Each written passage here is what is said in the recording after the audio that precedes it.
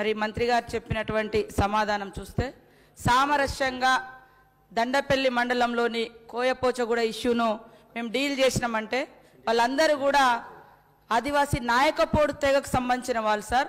వాళ్ళను అదే చెట్లలో అంటే అదే పొలంలో మహిళలను బండ బూతులు తిట్టి ఫారెస్ట్ రేంజరు ఎఫ్డిఓ అక్కడటువంటి టీం ఒక దుశ్శాసన పర్వాన్ని కొనసాగించారు. అదంతా టీవీలలో వచ్చింది.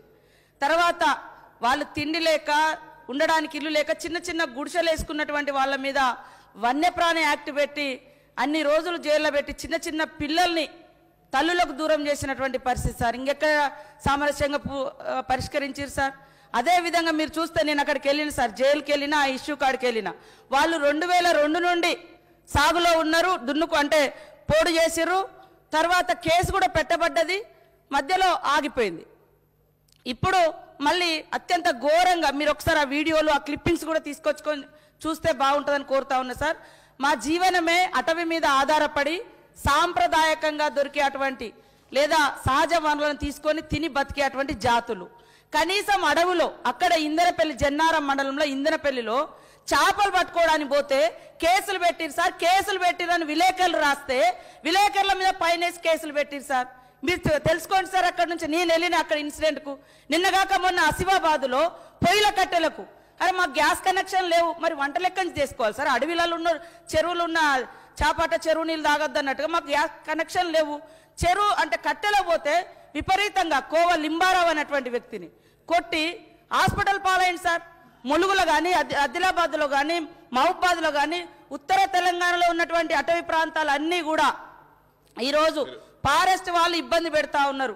భద్రాద్రి కొత్తగూడెంలో కూడా వీళ్ళు ఇద్దరి మధ్య సమస్యగా కాకుండా ప్రభుత్వం ఒక క్లారిటీగా చెప్పండి, సాగులో ఉన్న భూముల జోలికి రావద్దని చెప్పండి సార్. మీరు తర్వాత చట్టం తెస్తారా? వచ్చే ప్రభుత్వం ఇంకా 2006 వరకు మేము చట్టం తెచ్చినాం సార్. కాంగ్రెస్ ప్రభుత్వం 2009 నుంచి దున్నుకునే వాళ్ళకు కూడా తేండి అని మేము ఒక అప్పీల్ చేస్తాం సార్. రేపు భవిష్యత్తులో ఇక్కడ ఉన్నటువంటి గవర్నమెంట్ కూడా నిర్ణయం తీసుకోండి. అంతేగాని ఇట్లా కొట్టి ఇబ్బంది పెట్టి మీరు ఉండొద్దంటే ఎక్కడికి పోవాలి సార్? ఎవరికి చెప్పుకోవాలి?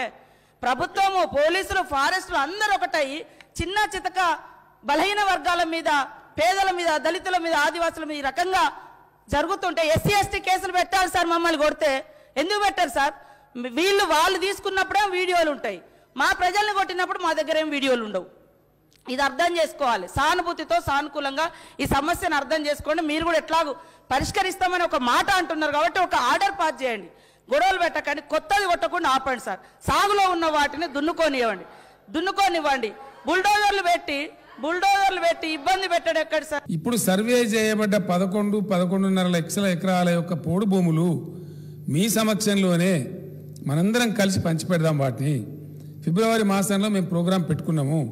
ఫిబ్రవరిలో డెఫినెట్గా లాస్ట్ వీక్లో ఏదో సమయంలో మన అసెంబ్లీ ముగిసిన తర్వాత అనుకోని నా ఉద్దేశం ఏంటంటే ఒకసారి అఖిలపక్ష సమావేశం పిలిచి ఇంకో లెక్క కూడా తెగాలి అధ్యక్ష. గిరిజనులలో మేము కోరేది ఏంటంటే అందరి వికాసం, అందరి యొక్క అభివృద్ధి కోరుతాం అధ్యక్ష. ఏదో ఆఫీసార్డ్గా ఎలక్షన్ల కోసం తూతూ మంత్రం ఎలక్షన్లు వస్తున్నాయి కాబట్టి పోలోమని సర్టిఫికెట్లు ఇవ్వండి, ఇచ్చి 1 ఎకరాన్ని 10 ఎకరాల సర్టిఫికెట్లు ఇవ్వండి, ఆ దందాలు మేము చేయం అధ్యక్ష. గతంలో చేసినారు, దాని పెంట అంతా ఇంత ఉన్నది. ఇప్పుడు అందరికి తెలుసు ఏ పెద్దలు చేసినారో, ఏ పార్టీలు చేసినాయో, అది ఎవరి ఘనకార్యమో అందరికి తెలుసు. ఏ విధంగా ఇష్టం వచ్చినట్టు పట్టాలు ఇచ్చినారో, ఎట్లా ప్రజలను మోసగించారో అవన్నీ చరిత్రలు ఉన్నాయి. మేము ఆ విధంగా చేయదలుచుకోలేదు. మేము చేయదలుచుకున్నది ఏంటి అధ్యక్ష? ఇది షెడ్యూల్డ్ ట్రైబ్. షెడ్యూల్డ్ ట్రైబ్ అంటే వీళ్ళ జనాభా గణన ఉంది, వీళ్ళ కుటుంబాల సంఖ్య ఉంది. కాబట్టి ఈ పోడు భూములు కావచ్చు, లేదా వంశపరంపరంగా వాళ్ళ తాతల తండ్రులు సంపాదించిన వాళ్ళ సొంత ఆస్తి భూములు కావచ్చు, ఈ పోడు భూములు ఇప్పుడు 11.5 లక్షల ఎకరాలు ఇచ్చిన తర్వాత భూమి కలిగినటువంటి గిరిజనులు ఎందరు? భూమి 11.5 లక్షల ఎకరాలు పోడు భూములు వేయం అధ్యక్ష. మేము పోడు భూములు ఇస్తాం, దానికి కరెంట్ కనెక్షన్ ఇప్పిస్తాం, దానికి రైతు బంధు కూడా ఇస్తాం. That is our commitment. మేము ఆ విధంగా ఇస్తాం. ఏదో తమాషా అట్లా చేసి అట్లా రకం కాదు, మేము చెయ్యం. మేము భయపడం అధ్యక్ష. సత్యాన్ని, వాస్తవాన్ని కుండబద్దలు కొట్టినట్టు ప్రజలకు మేము చెప్తాము. మేమేదో ఓట్ల కోసమో మాట, ఓట్లప్పుడో మాట, ఓట్ల తెల్లారో మాట మాట్లాడే బాబత్ పార్టీ కాదు మాది. మాకు అవసరం కూడా లేదు. కాబట్టి మేము స్పష్టంగా మనవి చేస్తూ ఉన్నాం. ఫిబ్రవరి నెలాఖరులో డెఫినెట్గా పోడు భూముల పంపిణీ ప్రక్రియ ప్రారంభిస్తాం. పోడు భూములు ఇవ్వడమే కాదు, వాళ్లకు రైతు బంధు సదుపాయాన్ని కూడా కల్పిస్తాం, వాళ్ళ కరెంటు సదుపాయాన్ని కూడా కల్పిస్తాం. అవసరమైతే గిరి వికాసం కింద తీసుకుని వాళ్ళకి నీటి సదుపాయం కూడా కల్పిస్తాం, ఇవన్నీ చేస్తాం. కానీ వాళ్ళు మాకు రైటింగ్లు ఏమి అంటే ఏ బిడ్డలైతే ఏ గిరిజన బిడ్డలైతే ఇలా పోడు భూములు పొందుతారో వాళ్ళే అటవీని కాపాడే కాపలాదారులు కూడా కావాలి. మన అడవి సంపదను కాపాడే కాపలాదారు కూడా వాళ్ళు కావాలి. వాళ్ళతో కూడా మేము రాతపూర్వకంగా తీసుకుంటాం అధ్యక్ష. వాళ్ళు మళ్ళీ ఫర్దర్ అడవులను కొడితే వాళ్ళ పట్టాలు కూడా క్యాన్సిల్ చేస్తామని కూడా నేను చెప్తా ఉన్నాను. నేను స్పష్టంగా మనం చేస్తూ ఉన్నాను. దీనికి ఎక్కడో ఒక ముగింపు రావాలి. మన రాజకీయాలు చేసుకోవచ్చు అంటే రాజకీయాలకు 66 అంశాలని దాని మీద చేసుకోవచ్చు. కానీ పోడు భూములే ప్రతి రాజకీయం ఇంకేం లేదు, అంత అయిపోయింది. కొన్ని పార్టీలు అధ్యక్ష వాళ్ళకి ఏం లేదు, ఇక అన్ని ఇష్యూలు అయిపోయినాయి. ఓ జెండా పడుకొని తిరుగుతూ ఉంటారు పోడు భూములు అని చెప్పి. కలెక్టరేట్ల కాడ ధర్నా, వాళ్ళ మంత్రి పోతే ధర్నా, ఓ ఎమ్మెల్యే పోతే ధర్నా, ఇదో పెద్ద డ్రామా కింద తయారు చేసినారు. ఒక ఆస్పెక్ట్. రెండో ఆస్పెక్ట్ అధ్యక్ష, ఇంకో మాట ఇక్కడ చెప్పాలి తప్పకుండా. టైం టు టైం మాకు కూడా ఇన్ఫర్మేషన్ వస్తూ ఉంటుంది. మా ఎమ్మెల్యే కోనప్ప గారి బ్రదర్ కూడా ఒక దగ్గర ఇంటర్ఫియర్ అయితే అటవీ అధికారులు ఆయన కూడా కేసు పెట్టి జైలు పంపించారు అధ్యక్ష. వాళ్ళ దురుసు ప్రవర్తన కూడా కొంత ఉంది, తప్పకుండా ఉంది. నేను గట్టిగా చెప్పినాను గతంలోనే, మళ్ళీ కూడా చెప్తాం. ఒకసారి నేనేమంటున్నా అంటే పోడు భూములు ఇప్పుడు ఇచ్చేటివి గతంలో ఆక్రమించుకున్నటువంటి ఇవ్వబడ్డాయి ROFR పట్టాలు వెరసి ఎన్ని లక్షల ఎకరాలలో గతంది కానీ ఇప్పుడు ఇచ్చేది కానీ పోడు భూములు ఉన్నవి. ఒకసారి పటిష్టమైన లెక్క చూసుకొని ఇద్దాము, దాన్ని అసెంబ్లీకి మళ్ళీ చెప్దాము, గౌరవ శాసనసభ్యులందరికీ లెటర్లు రాద్దాము. ఆ పద్ధతిలో చెప్పిన తర్వాత ఒక గజం అటవీ భూములను కూడా ఎవ్వరు కూడా ఆక్రమించడానికి వీలు లేదు. దాన్ని మాత్రం గవర్నమెంట్ అంగీకరించదు. ఎందుకంటే వాతావరణ సమతుల్యం దెబ్బతింటే, వర్షాలు పడకపోతే, ఆ గ్రీన్ కవర్ లేకపోతే, మొత్తం వన్య ప్రాణులన్నీ నశిస్తే మొత్తం మన సమాజానికి ఒక పెద్ద ప్రమాదం. కాబట్టి మా కమిట్మెంట్ ఏంటంటే అటు అడవుల పరిరక్షణ జరగాలి, ప్రజలను కాపాడుకోవాలి. ఇంకొక మాట నేను మళ్ళొకసారి రీఇటరేట్ చేస్తా ఉన్నాను అధ్యక్ష, మళ్ళీ చెప్తా ఉన్నాను. ఎవరైతే గిరిజన బిడ్డలకు ఈ పోడు భూములు ఇచ్చిన తర్వాత వాళ్ళ కుటుంబాల ఎన్యూమరేషన్ ఉంది, జనాభా గణన ఉంది. దాని ప్రకారంగా ఎక్కడ ఏమి లేకుండా ఉపాధి ఉద్యోగ అవకాశం లేకుండా గిరిజన కుటుంబాలు ఉంటాయో వాళ్ళకు గిరిజన బంధును కూడా స్టార్ట్ చేస్తాం. తప్పకుండా దళిత బంధులాగా వాళ్ళని కూడా ఆదుకుంటాం. ఈ పద్ధతులలో అఖిల పార్టీ సభ్యుల యొక్క సంతకాలు, ఆ గ్రామాల యొక్క గ్రామ కమిటీల యొక్క సంతకాలు, గ్రామ ఎంపీటీసీ గారు సర్పంచ్ గారి సంతకాలు, ప్లస్ ఆ గ్రామ గిరిజన పెద్దల సంతకాలు కూడా తీసుకొని అండర్టేకింగ్ తీసుకొని ఇస్తాం. ఒక మాట, దానికి అందరం కూడా సిద్ధం కావాల్సిందే. ఈ విషయంలో ప్రభుత్వం రాజీ పడదు. ఆ విధంగా అయితేనే ఇస్తాం. అట్లా ముందుకు రాని గ్రామాల్లో పట్టాలు ఇవ్వము అని కూడా నేను మనవి చేస్తా ఉన్నాను అధ్యక్ష. We are very specific, number 1. Number 2, చెప్పిన విధంగా తప్పకుండా ఎవరైతే భూమి లేని గిరిజన బిడ్డలు ఉంటారో వాళ్ళకి గిరిజన బంధు కూడా స్టార్ట్ చేస్తాం. 2. మూడవది, నేను ఒకటే మాట మనవి చేస్తా ఉన్నా, గిరిజన బిడ్డలకు కూడా గిరిజన ఎమ్మెల్యేలు, అందరు ఎమ్మెల్యేలు కూడా చెప్పాల్సిన అవసరం ఉంటుంది. ఈ తర్వాత ప్రభుత్వం క్షమించదు, చాలా కఠినమైన చర్యలు తీసుకుంటారు. వాళ్ళు ఎవరైనా కావచ్చు కాక, లేకపోతే రక్షించబడదు అధ్యక్ష. చట్టం తన పంతాన్ని చేయాలి. మన వాళ్ళు అక్రమంగా ఆ గొత్తికోయలు మన రాష్ట్రం వాళ్ళు కూడా కాదు, వాళ్ళు బయట నుంచి వచ్చినారు, ఛత్తీస్గఢ్ నుంచి. వాళ్ళని అడ్డుకొని పోతే ఒక అడవి ఆఫీసర్ నరికేసిన అధ్యక్ష. అది ఇంతవరకు సమస్య, దాన్ని సమర్థిస్తాము మనం.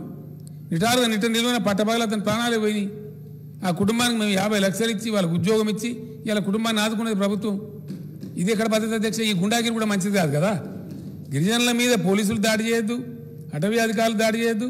సైమల్టేనియస్లీ గిరిజనులు కూడా వాళ్ళ కంట్రోల్లో వాళ్ళు ఉండాలి.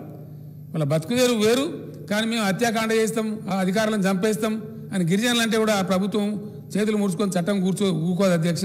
అది కూడా కరెక్ట్ కాదు. కాబట్టి బ్యాలెన్స్ చేసుకొని పోవాలి. గిరిజనులను రెచ్చగొట్టడము, గిరిజనుల తరఫున మాట్లాడినట్టు నటించడం కాదు. గిరిజనులను బతికించేటట్టు చూడాలా, అటవీని రక్షించేటట్టు చూడాలా, రాష్ట్రం సంపద కాపాడాలి, రాష్ట్రం బాగుండాలి. కాబట్టి తప్పకుండా పోడు భూముల పంపిణీ ఇప్పుడు చివరి దశకి, తర్వాత పోడు లేదు, భూములు పంపిణీ లేదు అధ్యక్ష. ఆక్రమించడం ఉండదు, ఒక ఇంచు కూడా ఆక్రమించనీయం. అక్కడ సాయుధ గస్తీ కూడా ఏర్పాటు చేయాలని అనుకుంటా ఉన్నాం. అటవీ బౌండరీస్ ఫిక్స్ చేసేసి సాయుధ గస్తీ కూడా ఏర్పాటు చేస్తాం. ఒక చెట్టును కూడా వాళ్ళని కొట్టనీయం. వారు ఎవరైనా సరే, ఎందుకంటే అధ్యక్ష కొంతమంది దుర్మార్గులు ఏజెన్సీ ప్రాంతాలలో గిరిజనులకే భూములు వస్తాయి కాబట్టి, గిరిజనులకే పట్టాలు దొరుకుతాయి కాబట్టి, ఈ పోడు కూడా కొట్టుకొని చేసుకునే అవకాశం గిరిజనులకే ఉన్నది కాబట్టి, కొంతమంది అగ్రకులాల వాళ్ళు కూడా గిరిజన అమ్మాయిలను పెళ్లి చేసుకొని వాళ్ళ పేరు మీద కబ్జాలు చేస్తూ ఉన్నారు. 20, 30 ఎకరాలు ఉంటుంది అధ్యక్ష పోడు కొట్టుకోవడం అంటే. ఇలా ఖమ్మం జిల్లాలో అట్లాంటి ఉదాహరణలు ఉన్నాయి, చాలా భద్రాచలం ప్రాంతంలో ఉన్నాయి. అటువంటి ఉదాహరణలు నేను పెట్టమంటే సభ ముందు పెడతాను. ఆ వివరాలన్నీ ఉన్నాయి, వాళ్ళని సమర్థిస్తాము మనం. కాబట్టి ఈ పోడు భూముల పేరిట గిరిజనుల పేరిట ఎవరైతే అక్రమార్కులు చెలరేగి గిరిజన అమ్మాయిలను పెళ్లిళ్ళు చేసుకొని అటవీ సంపద గిరిజనులకు కాకుండా దోపిడీ చేస్తూ ఉన్నారో అది కూడా అరికట్టబడాలి. దానికి ఎమ్మెల్యేలు అందరం కలిసి కృషి చేయాలి. నిజంగా గిరిజనుల హక్కులు కాపాడడానికి ఎంత ఉద్వేగంగా ఉంటామో అడవి కాపాడడానికి కూడా అంతే ఉద్వేగంగా ఉండాలి. మనందరి సామాజిక బాధ్యత. అడవులు మొత్తం పోయినాడు మరి పెద్ద గందరగోళం అయిపోతుంది కాబట్టి అది కూడా మన బాధ్యతనే. కాబట్టి ఇప్పుడు 11.5 లక్షల ఎకరాల సుమారు పోడు భూములు పంపిణీకి సిద్ధంగా ఉన్నాయి. నాకున్న సమాచారం మేరకు కొంచెం అటు ఇటుగా ఖచ్చితంగా ఈ నెలాఖరులో ప్రారంభించి ఈ అండర్టేకింగ్స్ అని తీసుకొని అవి పంపిణీ చేస్తాం. నేను వాటి పంపిణీ చేయడమే కాదు, వాటికి రైతు బంధు కూడా ఇస్తాం. ఈ సంవత్సరం నుంచే ఇస్తాం. బడ్జెట్ డబ్బులు కూడా పెట్టినాం, ఎక్స్ట్రా కూడా పెట్టినాం. అదే ప్రకారం వాళ్ళ కరెంటు కనెక్షన్ కూడా ఇప్పిస్తాం. కానీ భవిష్యత్తులో ఎట్టి పరిస్థితులలో మళ్ళీ అటవీ దురాక్రమణ మాత్రం జరగడానికి వీల్లేదని మనవి చేస్తూ అటవీ అధికారులకు కూడా నేనే పిలిచి నేను స్వయంగా వాళ్ళకి ఇన్స్ట్రక్షన్ ఇస్తాను. అటవీ శాఖ మంత్రి గారు నేను కూర్చొని ఉన్నత స్థాయి మీటింగ్ పెట్టుకొని చెప్తాం. మేము గిరిజనులు కంట్రోల్ చేస్తాం, కానీ మీరు అనవసరంగా వాళ్ళు మంచికి చెడకపోతే కార్యకలాపాలకు పోతే ఎట్లుంటుంది అధ్యక్ష? కొంత అటవీ అధికారుల ఎక్సెస్ బిహేవియర్ కూడా ఉంది కొన్ని సందర్భాల్లో. మనుషులు చనిపోతారు అధ్యక్ష. వాళ్ళు అడవిలో ఉంటారు కాబట్టి ఆ పుల్ల ఈ పుల్ల అది కర్రలు తీసుకొచ్చి అక్కడనే మామూలుగా శవదహనం చేస్తారు. అట్లా చేసిన వాళ్ళ మీద కూడా దౌర్జన్యం చేస్తూ ఉన్నారు అక్కడక్కడ కొందరు అధికారులు, విచ్ ఈజ్ నాట్ కరెక్ట్. ఇట్లాంటివన్నీ ఈ చిల్లర ప్రయత్నాలు లేకుండా అటవీ శాఖ అధికారులను కూడా కంట్రోల్ చేద్దాం. వెరసి ఇప్పుడు అటవీ శాఖ ఏం చెప్తాం అధ్యక్ష, ఇక్కడి నుంచి ఇక పోడు అనేది లేదు, అటవీ దురాక్రమణ ఉండదు. కాబట్టి మీరు బెంబేలు ఎత్తాల్సిన అవసరం లేదు, అనవసరంగా గిరిజనుల మీద మీరు దౌర్జన్యం చేయాల్సిన అవసరం లేదని కూడా వాళ్ళకు కూడా చెప్తాం. వాళ్ళని కూడా కంట్రోల్ చేస్తాం. ఆ రకంగా సమస్యకు మంచిగా ముగింపు పలుకుదామని చెప్పి తమకు మనం చేస్తా ఉన్నాం అధ్యక్ష. హాయ్ ఫ్రెండ్స్, మా టుడే టుమారో యూట్యూబ్ ఛానల్ చూస్తున్నందుకు చాలా థ్యాంక్స్. మరిన్ని లేటెస్ట్ వీడియోస్ కోసం వెంటనే సబ్స్క్రైబ్ చేయండి. అలాగే ఈ బెల్ ని కూడా రింగ్ చేసేయండి. మా నోటిఫికేషన్స్ అన్ని మీ మొబైల్లో వస్తాయి. అలాగే మా వీడియోస్ మీకు నచ్చితే లైక్ చేయండి, షేర్ చేయండి, నచ్చకపోతే కామెంట్ చేయండి.